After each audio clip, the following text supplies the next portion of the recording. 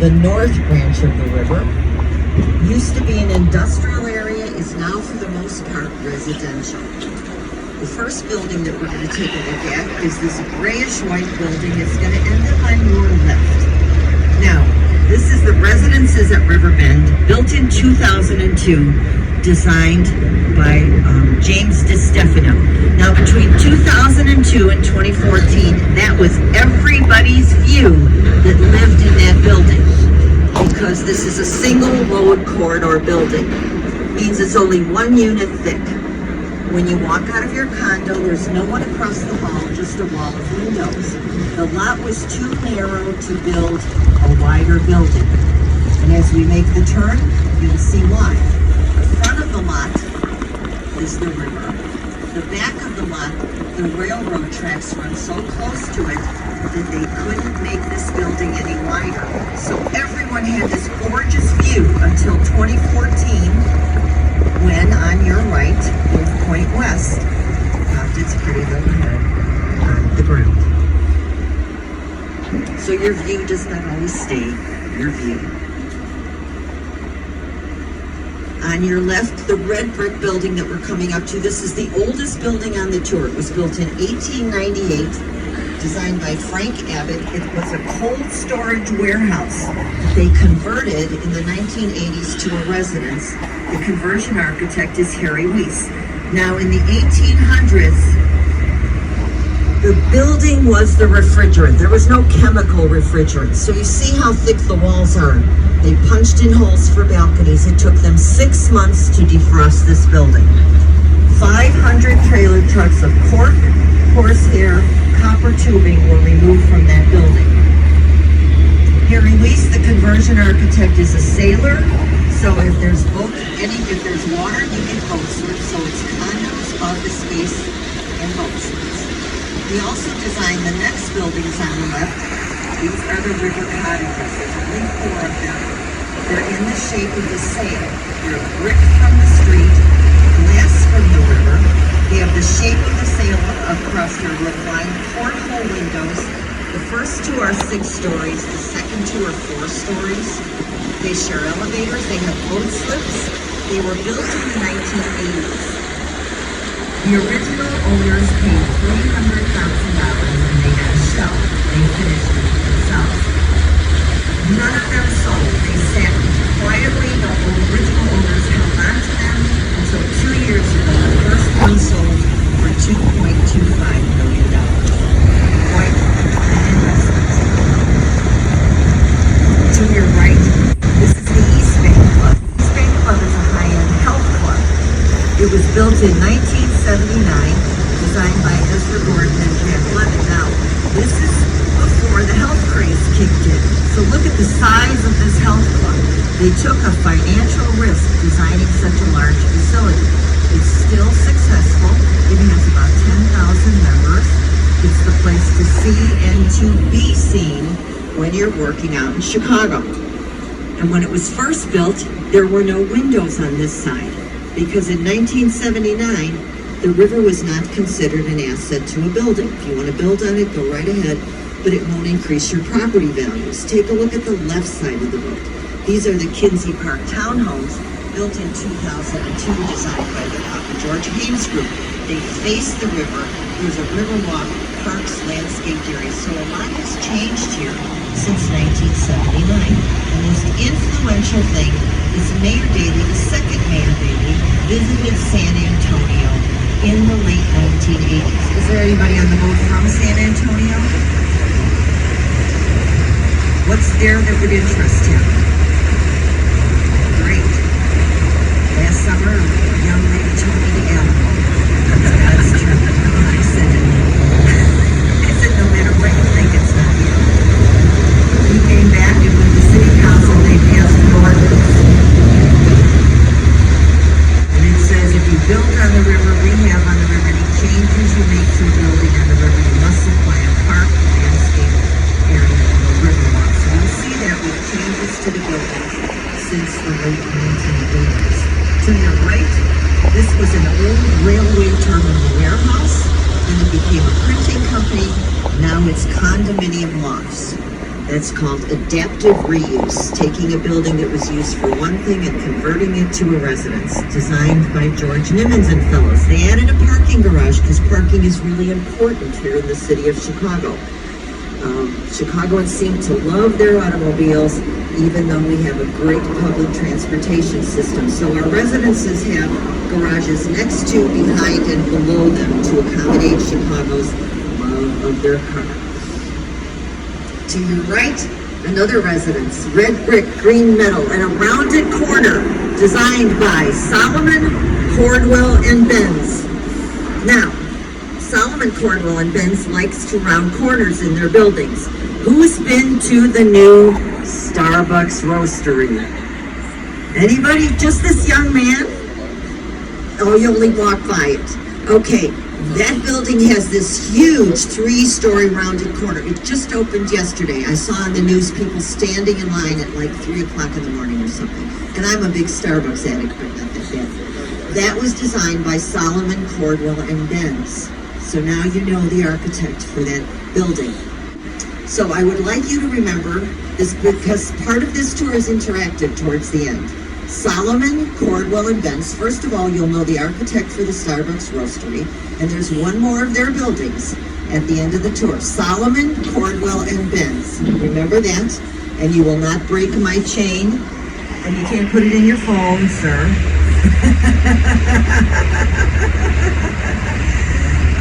And you won't break the chain of my boats. It has gone on all summer. Someone always remember Solomon, Cordwell, and Benz when we see a rounded corner building later on in the tour. Now we're approaching the Montgomery Ward complex. Montgomery Ward was a catalog retailer located here in the city of Chicago. Your knowledge of Montgomery Ward is unfortunately purely age-related. Everything was done by mail. So some of us can take ourselves back. Montgomery Ward started his career as a traveling salesman. I can't take myself back that far, but he started his career in the late 1700s and realized very quickly that all he could bring to his customers was all he could carry on his back. So he came up with a catalog. First catalog was 1 page on each side. When the company went out of business, the catalog was about 1.5 inches thick. Everything was done by mail.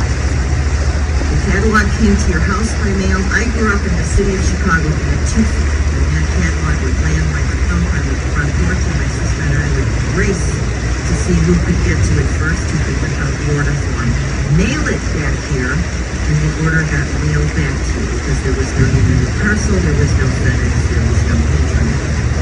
So he started small, but by the time he went out of business, you could get anything from light bulbs to baby shoes to barbecue. The first buildings are on your right. This was built in 1930, and they're not in chronological order, by the way. This was a corporate headquarters designed by Willis McCauley. He only worked for Ward's, and it is now a condominium called One River Place, since Ward's went out of business in 2002.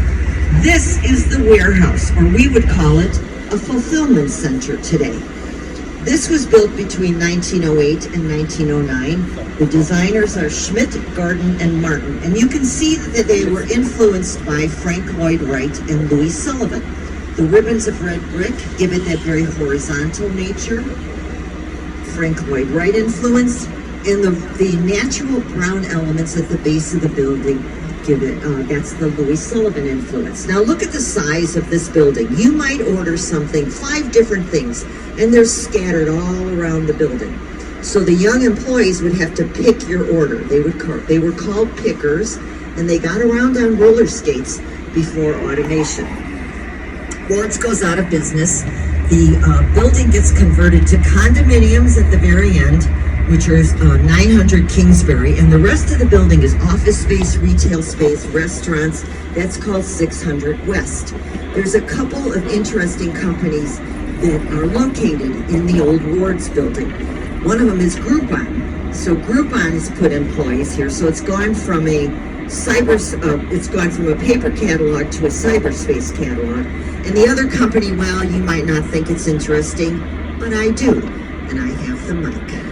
So, when you're a river docent, you get to visit some of the companies that occupy the buildings we talk about. So we got to visit the Barry Callebaut Professional Chocolate Academy. And they teach professionals, not someone like me, to make truffles, chocolate truffles. Run by a teeny tiny little French lady who's about this tall. Then she puts her hand on it. She's taller than I am. So we toured, we tasted. I said to her, what do I tell the people on the boat about your company? She said, tell them magic is happening in the old Ward's building. Taste her truffles and you cannot argue with her at all. Now we've turned around and the last building in the Montgomery Ward complex comes into view, and there's the little statue. And let me tell you about the building first. The building was built in 1974. It was designed by Minoru Yamasaki.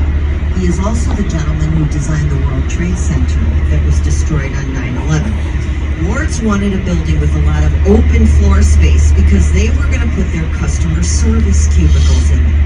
Now in 1974, customer service was co-located. Now with the advents of technology, you can do customer service from your home. But they wanted all this open floor space. So the building is open in the middle, but they put the mechanicals in those heavy concrete corners. Wards goes out of business. The Papa George Haynes Group gets the contract to convert this to condominiums called Montgomery. Now their challenge are those corners.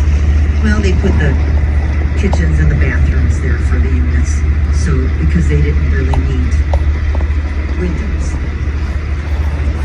As we come between the buildings, you'll see the little statue. She's sitting in that building that was built in 1930. This is a replica of a statue that was housed at the 1933 World's Fair, the Spirit of Progress. The Ward's executives loved that statue so much that the replica has to be placed above the building. That was their newest building. This building was built in 1930. As Wards went into their decline, they didn't like her that much, and they started to call her the goddess of perpetual discounts. Fortunately, she's still there, and you can see her from many vantage points in the city. To your right, this is the only industrial building right here in this area. This is the Chicago Tribune Freedom Center. The Chicago Tribune is one of our 2 paper newspapers. We're fortunate that we can choose between 2 newspapers to get our news. It was built in 1981, designed by Skidmore, Owings & Merrill. The large doors that you're seeing as we go past were going to be used to bring paper rolls into the building. They were going to come in on a freighter from the lake, and the freighter was so heavy that the river would have to be dredged. And the city said to the Tribune, you need to dredge this, but then you're going to own it, which means you're going to maintain it. And the Tribune said, no thank you, we'll find another way. The doors were never used. The paper rolls come in on railroad cars on tracks that run right behind those doors. There are 10 presses that occupy this building. They have their own foundations that go down to bedrock because they vibrate so much. They used to produce about 70,000 impressions an hour. An impression is a complete paper with all of its sections. That's down to about 50,000 because so many people read their news on the internet. Blair Kamen is the architecture critic for the Chicago Tribune. He works for the Tribune. He writes a column every couple of weeks about a new building or the Riverwalk. He held a contest a few years ago to identify the 10 ugliest buildings in Chicago. His employer's building made the list. Now here we are in the North Branch, and I promised you some pollution, didn't I? So we got to go back to about the middle 1800s. In the middle 1800s, 2 events pushed Chicago's growth forward. The Illinois-Michigan Canal was opened, and that was a canal that joined the Chicago River to the Des Plaines River to the Illinois River up to the Mississippi River. So now we had a way to bring goods from the Port of New Orleans, which was the largest port in the middle section of the United States then, into Chicago up to the East Coast. The second thing that happened is the first railroad arrived from the west. We already had railroads coming from the east, but they stopped here. So now we have land transportation coming through Chicago, we have water transportation coming through Chicago, and we grew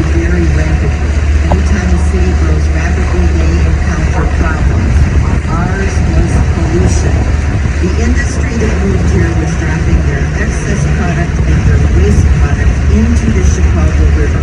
The river's running into Michigan, and we're getting our drinking water from Lake Michigan. It's not a good combination. We had a higher than average incidence of waterborne disease. We needed to do something. Nothing worked until the Greater Water Reclamation District of Chicago built a sanitary and ship canal. The sanitary and ship canal is west of the Chicago River. Lake Michigan is east of the Chicago River. So the river that you're on today is running away from Lake Michigan. It's running towards the Mississippi. St. Louis gets their drinking water from the Mississippi. This river. The car comes up once in a while. Just keep that water flow down. Oh, no, just joking. We do love you. On the left, this is an old railroad bridge in the upright position. It never comes down except for once a year. It's built in front of this gray building, which used to house the Chicago Sun-Times, that other paper newspaper. It's not even printed in this building anymore. They were going to use it to bring paper rolls into the building, and then they realized that bringing the bridge up and down with that much frequency would really be disruptive to river traffic. So it was never used. It does come down once a year, so the railroad